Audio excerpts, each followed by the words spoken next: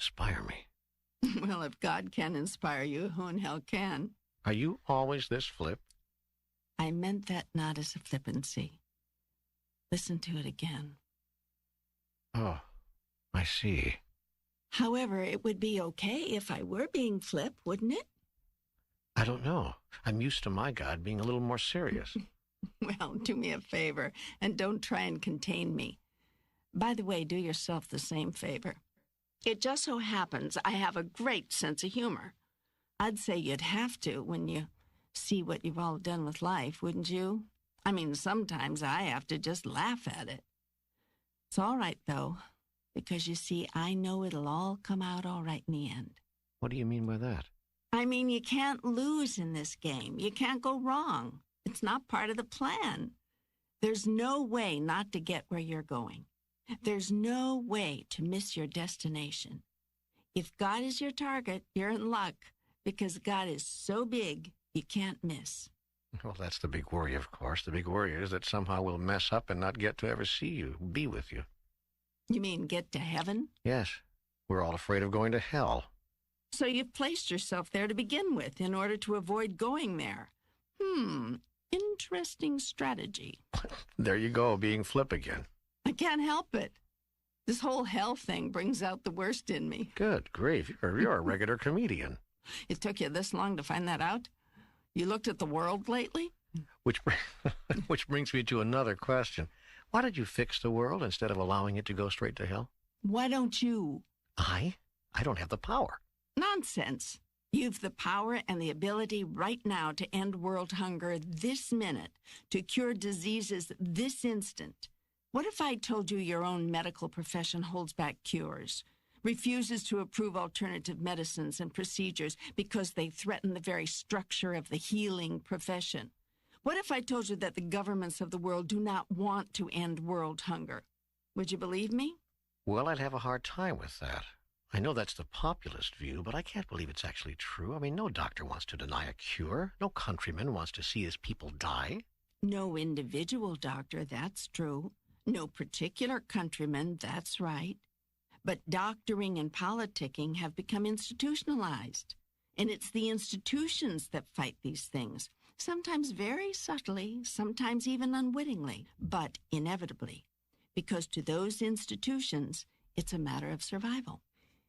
And so to give you just one very simple and obvious example, doctors in the West deny the healing efficacies of doctors in the East because to accept them, to admit that certain alternate modalities might just provide some healing, would be to tear at the very fabric of the institution as it has structured itself. This is not malevolent, yet it is insidious. The profession doesn't do this because it is evil. It does it because it is scared. All attack is a call for help. I read that in A Course in Miracles. I put it there. Boy, you have an answer for everything, don't you? Which reminds me, we only just started getting to your questions. We were discussing how to get your life on track, how to get it to take off. I was discussing the process of creation. Yes, and I kept interrupting. That's all right, but let's just get back because we don't want to lose the thread of something that's very important. Life is a creation, not a discovery.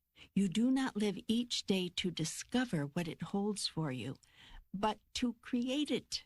You are creating your reality every minute, probably without knowing it. Here's why that is so and how that works.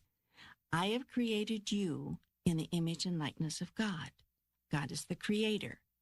You are three beings in one. You can call these three aspects of being anything you want. Father, Son, and Holy Ghost, mind, body, and spirit, superconscious, conscious, and subconscious.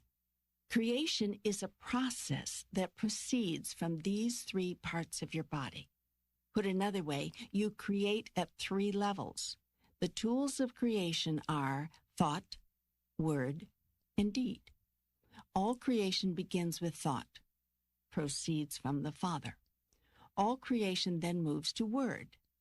Ask, and you shall receive. Speak, and it shall be done unto you. All creation is fulfilled in deed, and the Word was made flesh and dwelt among us. That which you think of, but thereafter never speak of, creates at one level.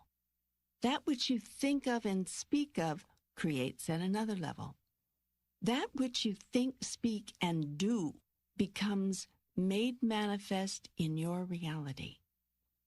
To think, speak, and do something which you do not truly believe is impossible. Therefore, the process of creation must include belief or knowing. This is absolute faith. This is beyond hoping. This is knowing of a certainty. By your faith shall ye be healed. Therefore, the doing part of creation always includes knowing. It is a gut-level clarity, a total certainty, a complete acceptance as reality of something. This place of knowing is a place of intense and incredible gratitude.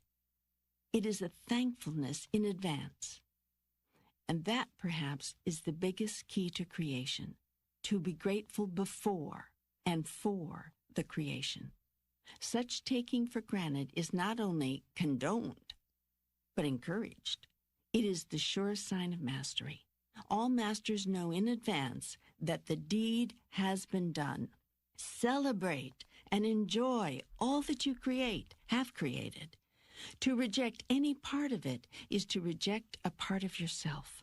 Whatever it is that is now presenting itself as part of your creation, own it, claim it, bless it, be thankful for it. Seek not to condemn it. God damn it. For to condemn it is to condemn yourself. If there is some aspect of creation you find you do not enjoy, bless it and simply change it. Choose again. Call forth a new reality. Think a new thought. Say a new word. Do a new thing. Do this magnificently, and the rest of the world will follow you. Ask it to. Call for it to. Say, I am the life and the way. Follow me. This is how to manifest God's will on earth as it is in heaven. If it is all as simple as that, if these steps are all we need, why does it not work that way for more of us? It does work that way for all of you. Some of you are using the system consciously with full awareness, and some of you are using it unconsciously without even knowing what you are doing. Some of you are walking in wakefulness, and some of you are sleepwalking. Yet all of you are creating your reality. Creating, not discovering, using the power I have given you and the process I've just described. So you've asked when your life will take off, and I've given you the answer. You get your life to take off by first becoming very clear in your thinking about it. Think about what you want to be, do, and have. Think about it often until you are very clear about this. Then when you are very clear, think about nothing else. Imagine no other possibilities. Throw all negative thoughts out of your mental constructions. Lose all pessimism. Release all doubts. Reject all fears. Discipline your mind to hold fast to the original creative thought. When your thoughts are clear and steadfast, begin to speak them as truths. Say them out loud. Use the great command that calls forth creative power. I am. Make I am statements to others. I am is the strongest creative statement in the universe. Whatever you think, whatever you say, after the words I am, sets into motion those experiences, calls them forth, brings them to you. There is no other way the universe knows how to work. There is no other route it knows to take. The universe responds to I am as would a genie in a bottle. You say release all doubts, reject all fears, lose all pessimism, as if you're saying pick me up a loaf of bread. But things are easier said than done. Throw all negative thoughts out of your mental constructions. Might as well read Climb Mount Everest before lunch. It's rather a large order.